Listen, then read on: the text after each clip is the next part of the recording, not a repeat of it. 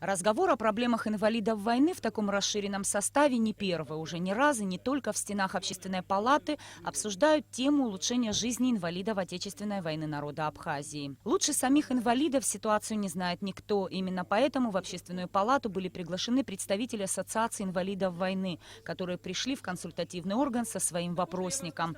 Первая из всех трудностей, с которыми им приходится сталкиваться – обеспечение жизненно важными медикаментами. 3 с лишним месяца люди не получают жизненно важные медикаменты. Это куда вообще годится? К чему это можно пришить?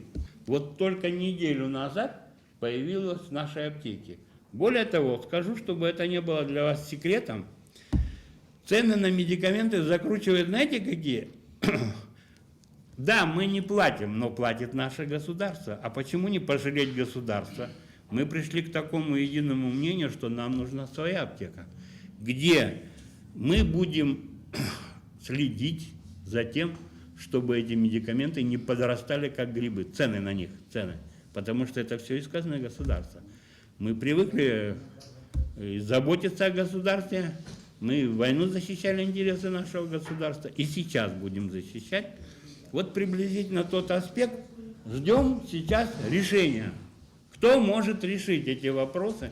Кто возьмет на себя обязательства? Проблема заключается не в том, что помощи в обеспечении препаратами государство не оказывает. Она есть, но бывают перебои. Ждать возобновления выдачи медикаментов могут не все категории инвалидов войны. Ведь среди них есть те, чьи жизни напрямую зависят от вовремя принятого лекарства.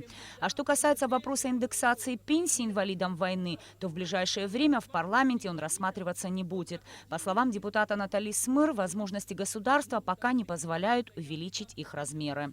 Мы получаем российской пенсии порядка 305 миллионов ежемесячно. Абхазская пенсия поступает в размере 100 миллионов ежемесячно.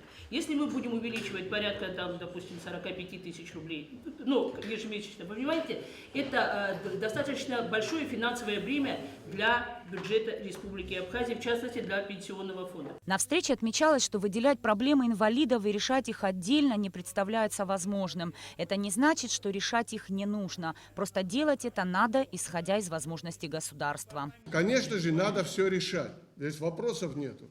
Но говорить о том, что сегодня государство вообще не смотрит на пенсионеров и вообще не обеспечивает их ничем, наверное, не совсем правильно. Конечно же, нужно смотреть, нужно помогать пенсионерам. Программа бесплатного обеспечения медикаментами в нашей стране стала осуществляться после создания государственного внебюджетного фонда в 2011 году. Первые несколько лет число инвалидов было фиксированным, а потом уже в существующий список добавились еще 800 человек. Нагрузка на фонд, соответственно, выросла, и у него стали появляться долги.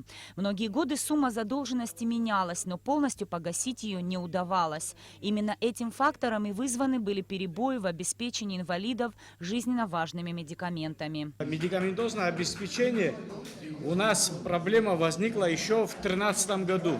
На тот день создания фонда у нас было 1150 инвалидов. На 2013 год уже возросло порядком 700-800 инвалидов, то есть нагрузка пошла моментально на медикаменты, и долг возник порядка 7 миллионов рублей. Мы обратились к президенту, он пошел нам навстречу, то есть наши долги, они все закрыты.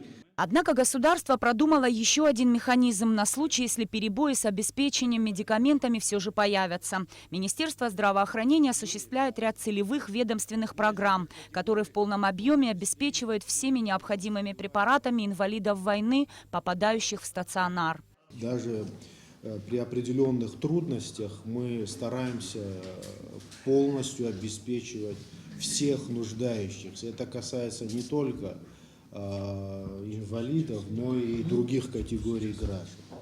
В том числе и лечение, у нас целевая программа лечения за пределами Республики Абхазия. Это оказание специализированной, в том числе высокотехнологичной медицинской помощи.